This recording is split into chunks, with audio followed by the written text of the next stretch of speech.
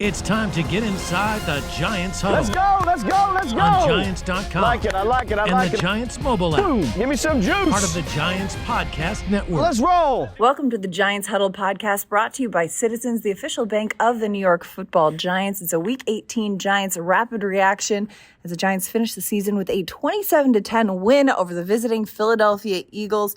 Madelyn, Burke here with Howard Cross. And Howard, as we recap this one, first of all, talking about the game that was, Giants looked so strong. They were up. They had 24 points in the first half of this game. Yeah, I mean, I thought what was going to happen happened. I thought that they was going to come out. They exposed the Eagles last time. The Eagles are no longer the bullies on the block, so to speak. They've lost both coordinators over the last season. Through, when you have great success, you lose a lot of players. They lost a lot of their defensive guys. A lot of veterans have gone on to other teams to make a lot of money. So you have a lot of rookies in their plan, and some of their key guys weren't in the game. So, they're already kind of shorthanded, especially in the secondary. They're shorthanded in their pass rusher, like they're getting to the quarterback a lot less, like more than a third less than they were last year. So all those factors kind of pointing to like, okay, if the Giants kind of come out and step on them a little bit, they might, kind of, give it up. And I think giving it up is kind of a little rough, but knowing that you're already in the playoffs, knowing that, you can't really improve your position, you're not getting a bye if you win, they started to look at it more as, okay, maybe we should just take what we get here. Yeah, well, and the way that the Giants played, though, the winning the turnover battle 4-1 was important, but also the offense, the way the offense looked in that first half, 3 straight possessions ending in a touchdown for this Giants team. The way they were able to move down the field and get things working, get things clicking, there's got to be some optimism for what that says about the future of a lot of these pieces, a lot of these players on this team. Yeah, it does. It says a great deal about the future, about Kefka's offense, the way it was able to work as you went on. Remember, the offensive line had changed again. Schmitz didn't play. Neal wasn't playing. Phillips, who had been playing most of the year at right tackle, wasn't playing.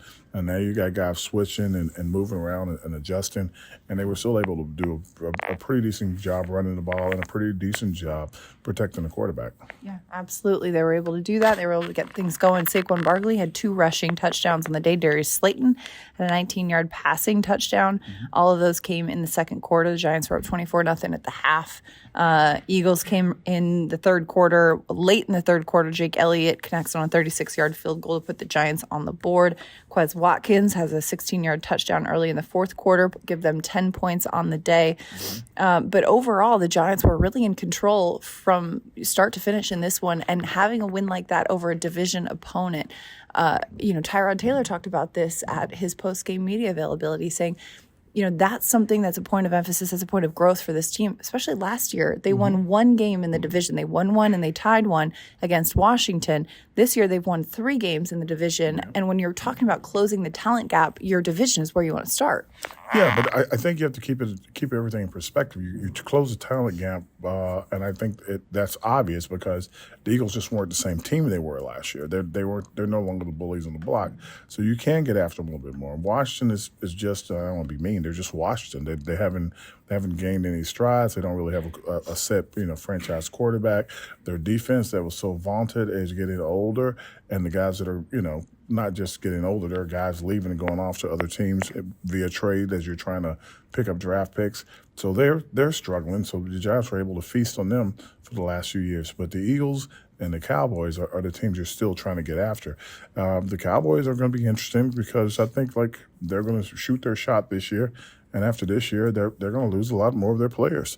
When you lose a lot of players, it makes a big difference to you. And I don't know what kind of depth they have. So if you want to say we're closing the gap in those areas, maybe. But we're still struggling up front at offensive line. We still need another pass rusher.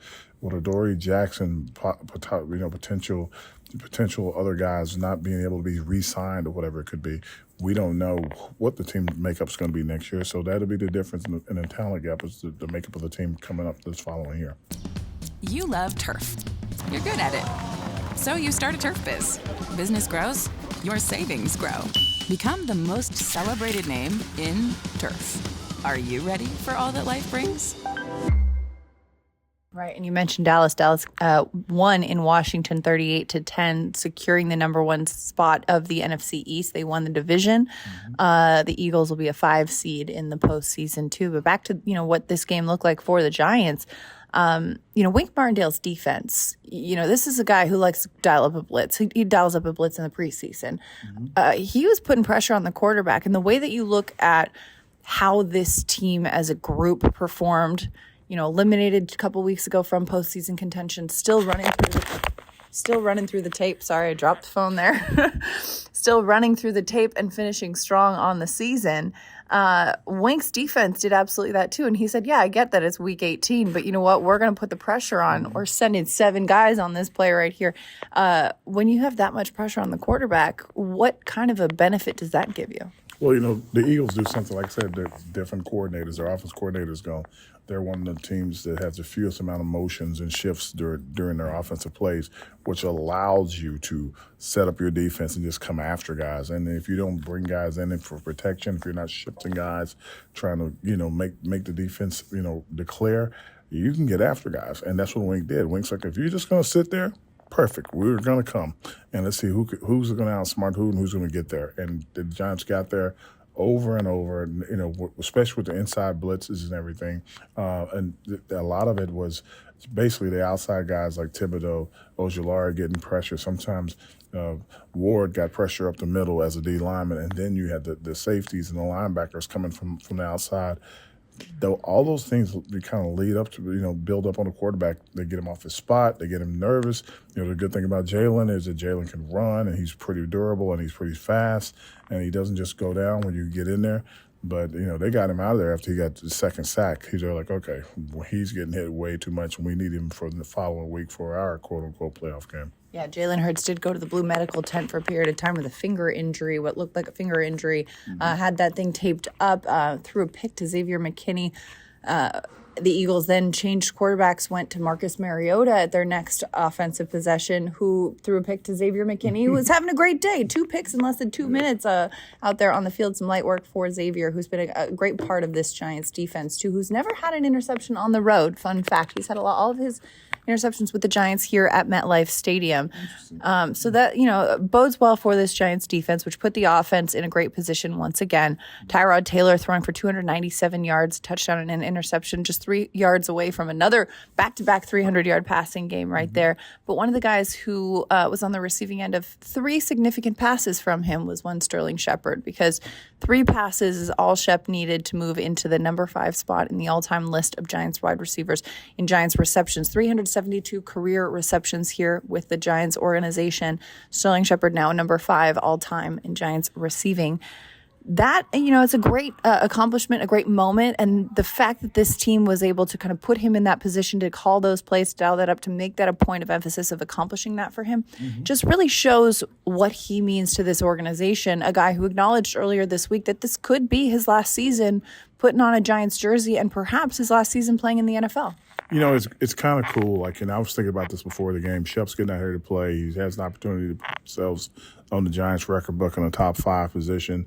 And then, but it's not really up to him. So that's the thing that's kind of interesting. And you're wondering, okay, is he going to get in the games? If he gets in the game, is he going to get any passes?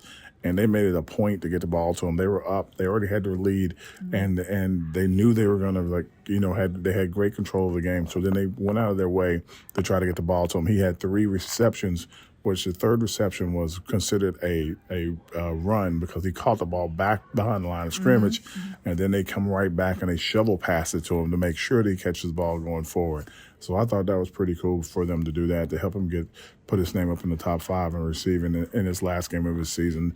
It reminded me of myself. I'm laughing, my last game of my season. I think I was at that time, I was the all-time leader in games played by the Giants at that moment. So they're like, you're running out on the field and putting your name up on the board. Oh, I'm like, somebody's going to beat this. This is great. And they're like, dude, you played more games than anybody in history for them. I'm like, okay, that's cool. But with Shep, it's just that happening for him on the last game.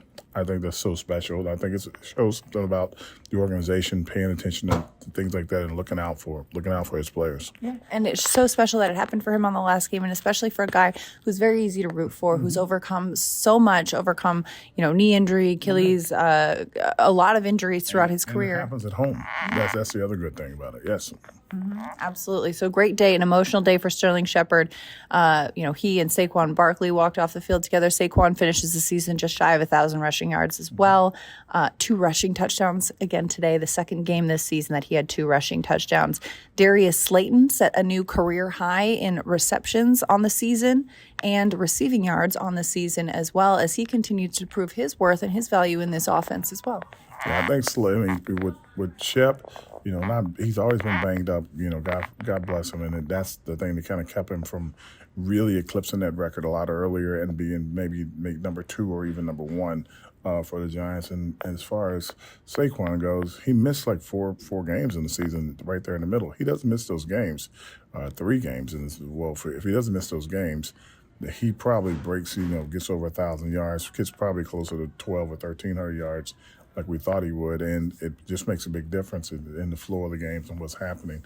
But it's one of those things, like we keep pulling for these guys over and over. We'll keep hoping that they're going to continue to do all these big things for us. But hey, it's football and it's business. You're ready for a change. Payday comes early with Citizens, so go to that retreat. New You moves to the country. Now you're raising goats and launching a lifestyle brand. Are you ready for all that life brings? Absolutely. It's business indeed. And the Giants finished their season at 6-11, third in the NFC East. And a lot of things that you look back on this season to remember, right? There was, Justin Pugh straight off the couch and Tommy Cutlets and, DeVito Mania and, Shepard's emotional send-off and the highs and the lows and the adversity, the Daniel Jones injury, all the things that this team stuck together and overcame. But when you look back at the 2023 Giants season, what's going to stand out for you? The woulda, coulda, shouldas. Even with what was going on, how everything was so tumultuous. Like the year before, they won a lot of those games that were close games, 1-point games or whatever, and that made a big difference. But if you go back, you look at the Buffalo game, could have been a winner. You go back, you look at the Jets game, could have been a winner. You go back, look at the first Eagles game, could have been a winner. Those 3 games right there puts the Rams game. The Rams game could have been a winner. That puts them at 10. That's 10-7, which puts them, firmly in the playoffs. So all those games kind of like they were just a play here, a play there from being a big difference. And it wasn't like they were getting, 4 plays or 5 plays. It was just like one play. One play was making a difference in all those games, and that's the woulda, coulda, shoulda of football. And even with as many injuries as they had, as much that was going on, we're constantly talking about complimentary football. They got to find a way to get this done. They were almost there. With everything else going on, they were really almost there at the end of the day.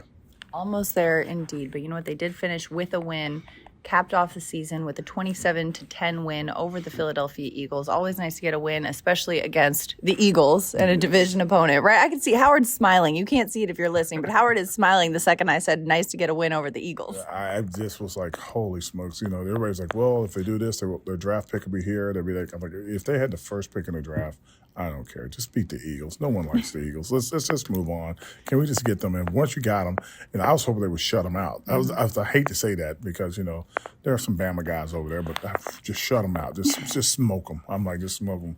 They've been bullying you for so long. Just smoke them and get it over with. Absolutely, and it's nice to get that win, finish off the season. And as far as draft picks go, hey, this coaching team, this scouting department, and these general managers, this is strong enough to find some talent in this draft wherever the Giants select. But that's a wrap for the 2023 Giants season. And the Giants finish 6-11 on the year. For Howard Cross, I'm Madelyn Burke. And just a reminder that the Giants Huddle podcast is brought to you by Citizens. Of course, the Huddle brought to you by Citizens, the official bank of the New York Giants from game day to every day. Citizens is made ready for Giants fans with insights, guidance, and solutions. Learn more at citizensbank.com.